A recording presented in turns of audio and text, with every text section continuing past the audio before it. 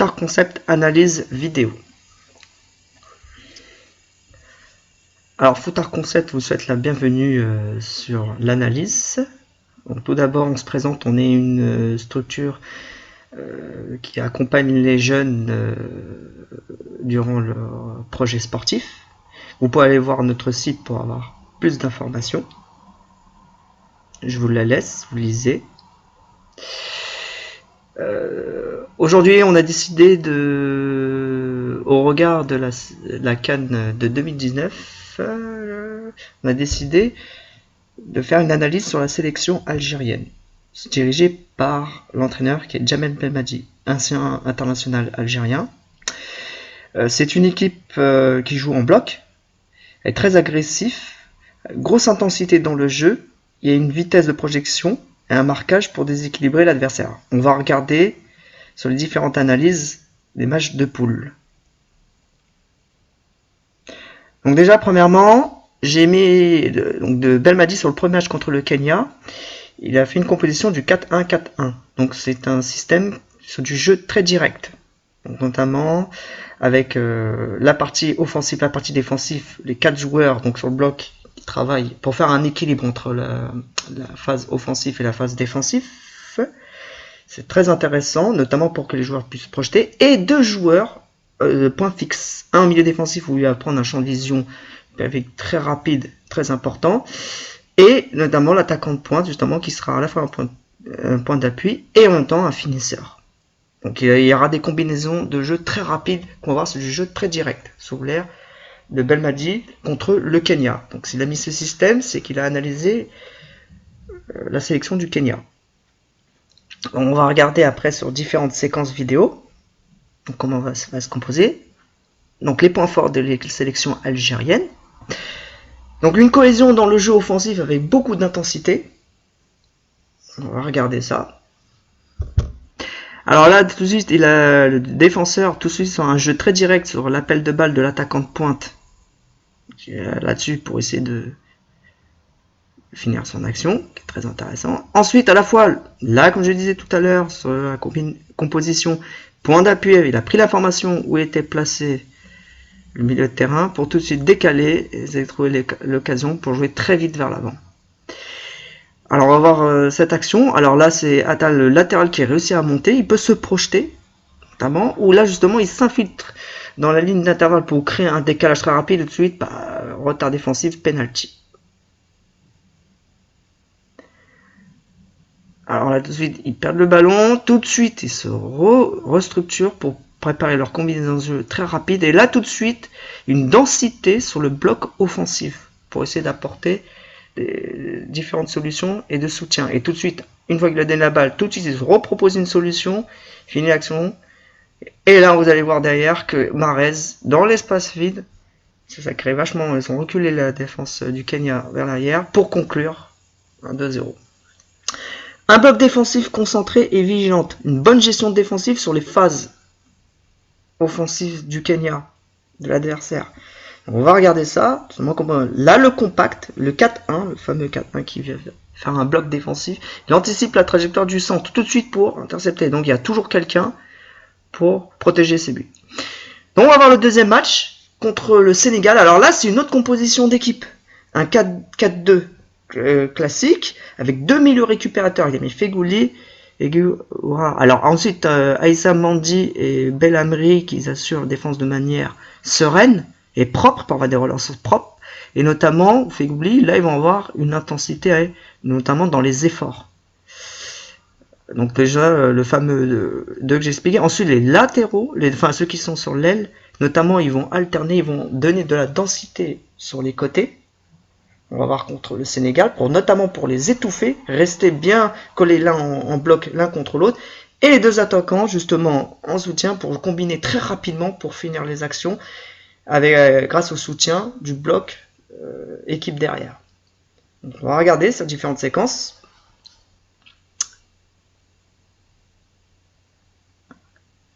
Alors, premier bloc défensif qui est en place, il est discipliné, un pressing haut et agressif, donc il respecte cette équipe de Sénégal. Donc il y a un bloc réduit, ils cherchent à annihiler les actions, donc ils anéantissent complètement les actions adverses. Alors tout de suite, monte très agressivement, très vite sur le porteur de balle pour éviter de laisser l'exprimer.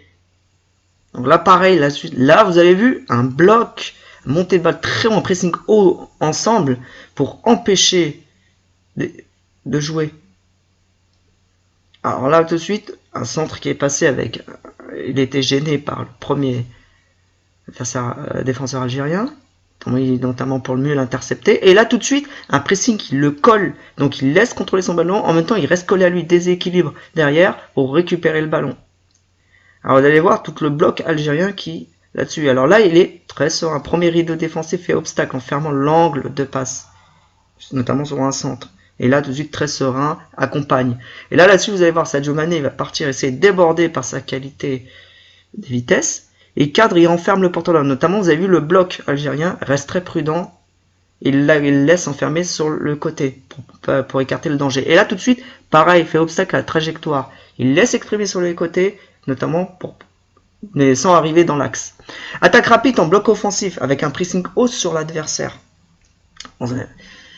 Donc notamment là sur les actions très ralenti, regardez bien l'axe offensif mis en place en équipe bloc équipe tout de suite pour jouer très très vite vers l'avant. Alors on va voir la prochaine action, pareil, Fegouli qui fait une magnifique passe.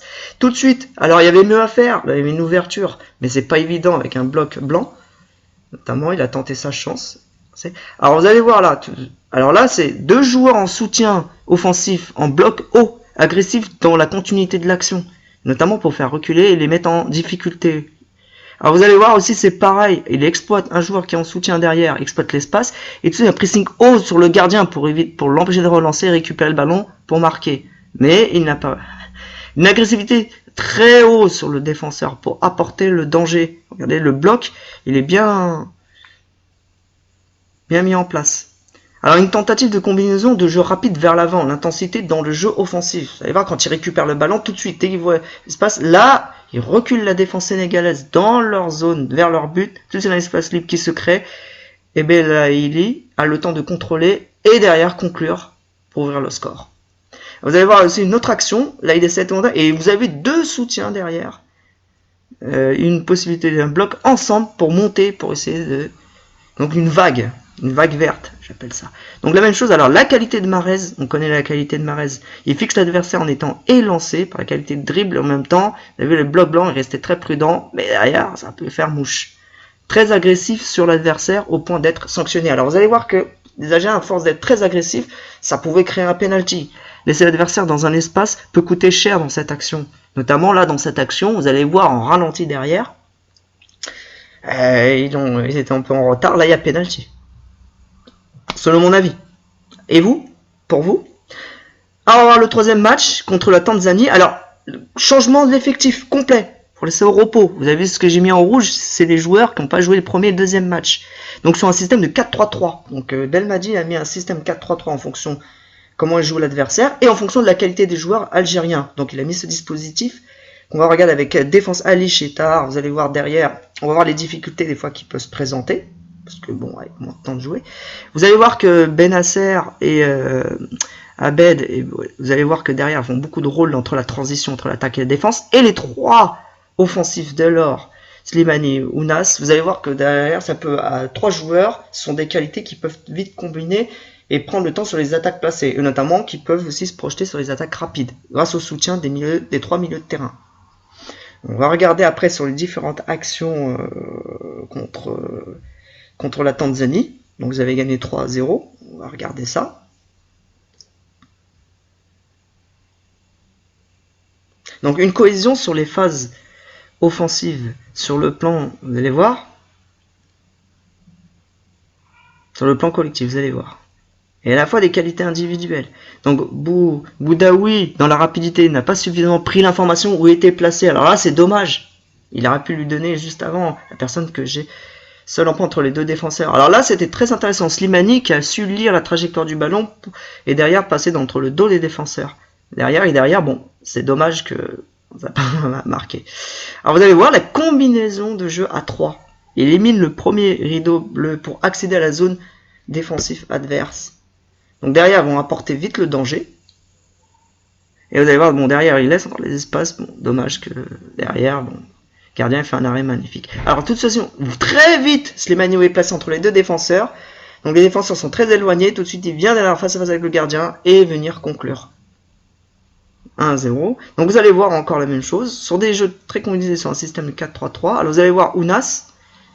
Donc, capacité de déséquilibrer l'adversaire en le fixant et prendre de vitesse. Vous allez voir. Bon, là, derrière, c'est dommage, c'était une très belle occasion. Il a tenté, avec sa qualité, en exploitant sa qualité individuelle. Et vous allez voir, derrière, il va s'appuyer sur un point fixe. Vraiment que Slimani montait haut pour derrière, et tout de suite le remettre et derrière conclure un deuxième but. Tout de suite pour les éliminer, le rideau bleu défensif. Et là, tout de suite, pareil, vitesse de projection qui laisse le défenseur sur place. Vous allez voir, tout de suite, face à face avec le gardien, il efface, et derrière, un troisième but. Donc 3-0 à la mi-temps. Alors là, Andy Delors, tentative d'une reprise bien équilibrée et prêt à armer. C'est un joueur justement qui accepte le rôle, des fois remplaçant dans les jokers, de rentrer, mais il joue très bien ce rôle. Alors vous allez voir derrière. Alors là c'est un peu bête parce que Slimani a fait un magnifique appel, position entre les deux défenseurs qui pouvaient lui remettre avant, mais trop tard. Ça c'est quelques petits reproches à faire. Alors vous allez voir l'attaquant Boumedja, très bien, il fixe l'adversaire. Et là, tout de suite, très bien, il vient en point fixe Slimani. Et tout de suite, il remet Kekre Boudaoui. Alors là, il a le champ libre. Par son champ libre, il a vu tout de suite, il a vu le but. Mais Slimani c'était peut-être la meilleure solution à lui donner pour conclure. Dommage qu'il lui a pas donné très rapidement le ballon pour derrière conclure. Donc il y a une réaction immédiate dans l'anticipation. Vous allez voir sur le défenseur. Lorsqu'il y a une erreur, regardez bien en ralenti l'action. Donc les défenseurs, là... oui, Alish et Tarad étaient en retard. Là derrière, se retrouve en danger. Et heureusement, le latéral algérien a su revenir très rapidement et faire obstacle au tir.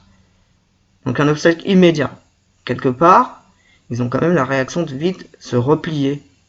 Difficulté à gérer les attaques rapides adverses. Alors vous allez voir les actions, notamment lorsque la Tanzanie a l'occasion. Et là derrière, vous avez vu, pas loin. Danger au second poteau, joueur adverse seul face au but. Et heureusement, un défenseur a su revenir pour perturber, pour pas conclure.